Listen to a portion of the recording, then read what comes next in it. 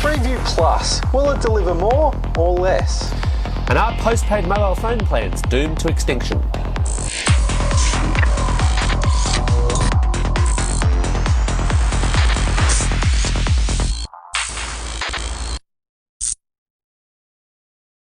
Welcome to Vertical Hold, the tech show where we channel surf through the headlines in search of the big picture. I'm Adam Turner, and I'm here with the man who could kick Chuck Norris's ass in a spelling bee, Alex Kidman.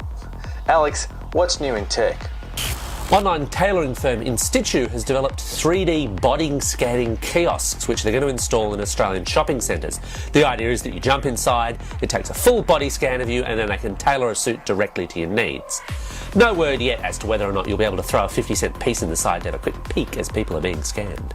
Aussie spent 20% more on digital video services last year than they did the year before, as online players like QuickFlix and Foxtel Play start to find their feet. It turns out they're also one of the highest downloaders of legal services in the world per capita.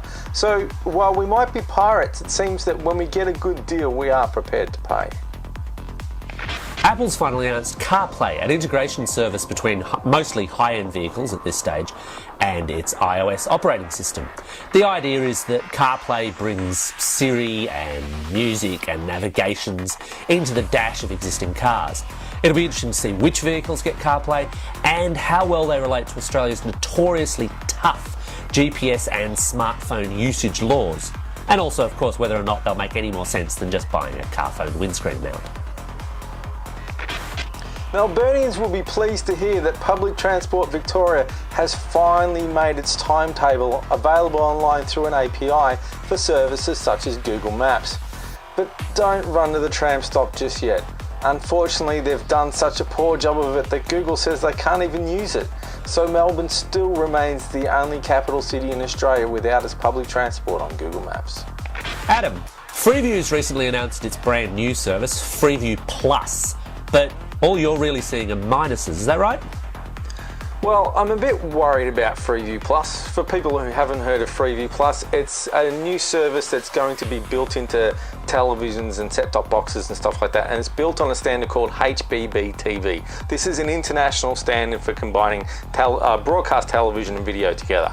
And one of the most, probably the most attractive feature that we'll get from Freeview Plus is that we'll have a new EPG, and I think they call it a reverse EPG. So basically you'll be able to call up the EPG, go back to yesterday, say, oh, there's the episode of Doctor Who that I missed, click play and watch it stream straight from iView. That would never happen. I would never, ever miss an episode of Doctor Who. I forgot who I was dealing with. How dare I even play it? Okay, the Dr. Blake mysteries. Perhaps you missed the Dr. Blake mysteries and you say, oh, I'd like to watch that. And you click, rather than stuffing around, launching the iView app, blah, blah, blah, you click on it and it pulls it straight from iView onto your television screen. And I love the sound of that. I don't have a problem with that. Yeah, and look, I mean, 7, 9 and 10, they're all working, sorry, and ABC and SBS, all 5 of them are working to get their services to work through this one interface. Yeah, that does sound quite good to me. I use iView quite regularly, but the comfort of your TV and the comfort of not having to call up another smart TV app or things like that, yeah, that sounds great. So where do the problems come in? Well, what worries me is how many devices it will work with. Now, Freeview's had this trouble in the past. They've got a habit of being a bit loose with the truth about what you will be able to do and what you won't be able to do, and it generally seems to be about trying to scare people into thinking if they don't buy a box with a Freeview logo on it, then they're missing out on something. That's basically been Freeview's model from the start. So will they miss out on something? Well, that's what the argument is. I thought it might be different this time because, like I said, HBB-TV is an international standard. And a terrible acronym to pronounce. Yes, and a terrible acronym to pronounce. And it's been built into new televisions this year from the likes of Samsung and LG. I know other players who are building PVRs and stuff in Australia are looking to build it in. So it should work. So I went to Freeview and I spoke to Liz Ross, who's the head of Freeview Australia, and I said, is there any reason why I can't watch Freeview Plus on a box without a Freeview logo? Does it have to have the Freeview logo? And she said, well, we have a Freeview Plus certification process just to make sure it all runs smoothly, right? So we will give some people the Freeview logo if they want to go through that, the Freeview Plus logo. But there's no technical or legal limitation stopping you getting into it. So then I wrote a story that said Freeview Plus will work with non-Freeview gear, because that's what she just told me. It will work. She can't guarantee it'll be perfect, but it will work. The next day they put out a press release saying that I'm being irresponsible and misleading by telling people this.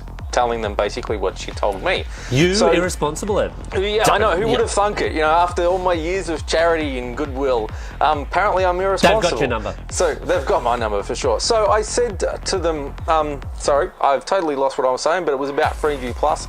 And so they're saying if you don't have the Freeview Plus logo, the whole thing might fall apart and not work, and your television might catch on fire and your dog might die, basically.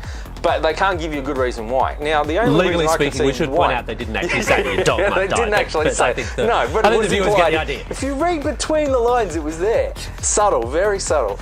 But so what I'm trying to figure out is why would it not work on a device that doesn't have the Freeview Plus logo? Because the industry people that I speak to say it should, as long as they follow all the standards. So I'm a little bit worried that maybe they're not going to follow the standard. They're somehow going to break it by not following the HBB TV standard, or by using some kind of apps and services that means it only works on the handful of gear with the Freeview Plus logo written on it, which is bad news for everybody except for Freeview. Well, yeah, I mean, Freeview's in an interesting business position, I guess, because they're essentially this kind of conglomerate formed from all of these free-to-air networks, which would, all of whom would love nothing more than, 7 would love 9 to die, 9 would love 10 to die, 10 would love everyone to die. The ABC would just love the government to leave it alone for a little bit, and SBS just kind of sits there and does its thing plus soccer. And the tour.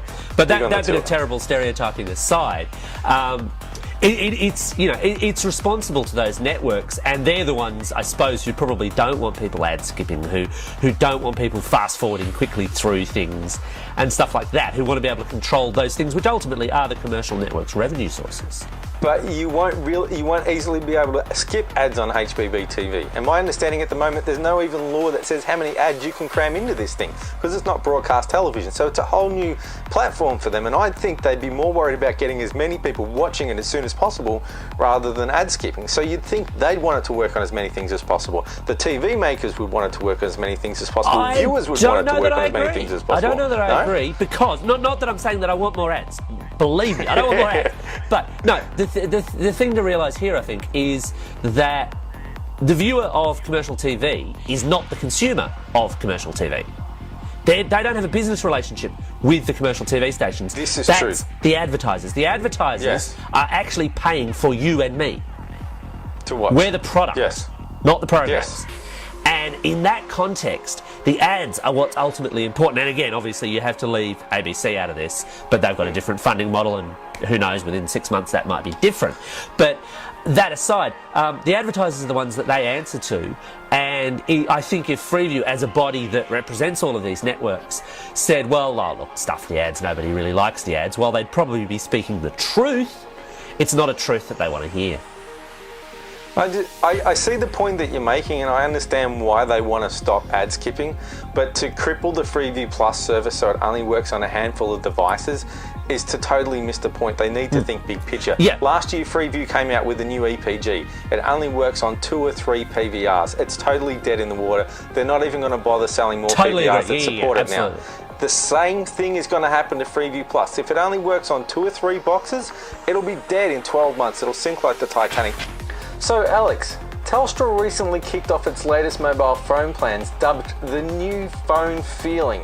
Apparently it's all about getting a new phone, but Alex, you're not sold. Well, not entirely, and I mean, this is not entirely meant to be a kick specifically at Telstra. I'm just not... Oh, why not? Everybody else does. Join the party. Look, they're big, they're easy to kick, but it's more to do with postpaid plans in general. We're seeing some really interesting movement in postpaid plans recently. And I mean, Telstra's latest play is a good example of it, which is kind of why I bring it up. The basics of it are that you get a certain plan and they have rejigged what you get on that plan. Then if you pay $10 extra a month, at the end of a year, you can swap out for a new phone from your existing one, which sounds brilliant. On the surface, you look at it and you think, well, wow, cool, small initial outlay and I get the newest and hottest phone. That's brilliant. Yes, but it's a foolish man who judges a mobile phone plan on the surface, though. Oh, absolutely. Obviously, there's a catch here. Well, look, I mean, there are a couple of catches specific to this plan, the biggest of which is that the phone that you hand over to them, because you have to hand over the handset that you've got, has to be in good working order. If you've dropped down the toilet, if the screen is cracked, if they don't like the look of it or the smell of it because you've done something horrible to it, then you're plumb out of luck. You've given them all that extra money for no return whatsoever. You're also recontracting, so you're actually stuck with them for, effectively, if you swap out for a new phone, you're actually talking a 2-year plan which becomes a 3-year plan. Now, for some people, that still might seem to make sense. But I've long been a strong advocate for prepaid plans. And there's some research... I've never been on a prepaid plan in my life, so what's the benefit of that? Okay, the benefit for prepaid plan has to do with flexibility.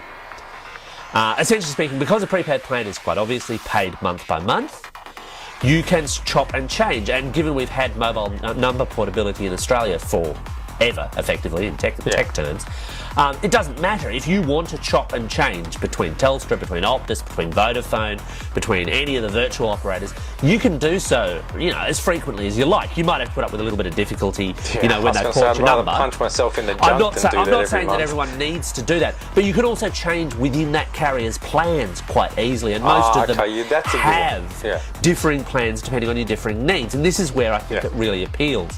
There was a time when contract plans were pretty much the be-all and end-all, and that's because talk and text was the be-all and end-all. Yeah. These days, talk and text, it's largely assumed. Even the lowest grade plans get huge quantities of talk, huge quantities of text, and yes, I do know people who can burn through all of those, and there are prepaid plans that deal with that quite nicely. The big thing that's come along, and the thing that's being squeezed tighter and tighter, is data. Yeah. And this is where I think you get a bit of a difference. Yes, the postpaid plans on the surface tend to have more data than the prepaid because the prepaid rates are understandably a little higher. But the flip side of that is that you get the flexibility of paying for what you're more likely to use. On a postpaid plan, if you went for something that had a gig a month, well, you've got that gig a month, whether or not you need it. And Choice put out some research quite recently that suggested that around half of Australian users weren't even using half of the allowance in their plans. Yeah, I can believe that. Yeah. And as such, I mean, that is dead money. That's money you are throwing away for nothing. It's fine to have a bit of a security blanket to say, well, I don't exactly know how much I'm going to use, so I might, get a little bit more. Prepaid, I think, gives you that flexibility. And I mean, in fact, having started off this segment kind of kicking Telstra, I'll point out, in fact, that Telstra is the prepaid provider that I use because the other advantage I get there is that as long as I recharge, the balance actually accumulates. Now, it didn't used to do that. You used to lose your money really quickly. Yeah. And look, it depends on the provider, it depends on the plan, it depends on the circumstances. In my case, I've got a couple of $100 of previous months prepaid, where I've had the phone service, I've had the text service, I've had the data service, but I've got all that value sitting there. And it means if I suddenly realise, oh, I'm going to be in Melbourne for a couple of days and I'm going to need data, so I'll use my phone as a hotspot. Right, well, I'll just buy a gig of data out of that bank of money that's sitting there. That's money I've already spent. If I'd spent it on a postpaid, it's gone. It's gone, yeah. That's why I like prepaid. Now, I'm not saying that it is all roses and chocolate. Obviously, yes, prepaid rates are a little higher, as in the rate per call, the rate per text, and the data rates are a little higher. But I still think you get that flexibility, and even, again, I suppose to get back to the new phone plan thing, you hand a good, nice, working phone over to Telstra and they give you an equivalent one. I don't imagine that you'd be able to take a 16 gig iPhone 5C in and they'd hand you a 64 gig iPhone 6 at any time. Yeah, have my grandmother's Nokia. Exactly. But they hand you the newer equivalent of the same thing, if that exists, and that's still a little unclear too. The equivalent, if you're on prepaid though, is if you keep your phone in good condition, and you certainly should, is that you sell it. You just chuck it on eBay and upgrade. You chuck it on Gumtree, sell it, depending on the model, depending on the condition, for a couple of $100, which seriously chops down the upfront asking price. And this is the thing I think that really does terrify people, is this thing of, well, the upfront asking price of a phone is $500, is $1,000. Well, it does depend on what you like. If you're an iPhone user, you're stuck in premium territory because that's where Apple plays.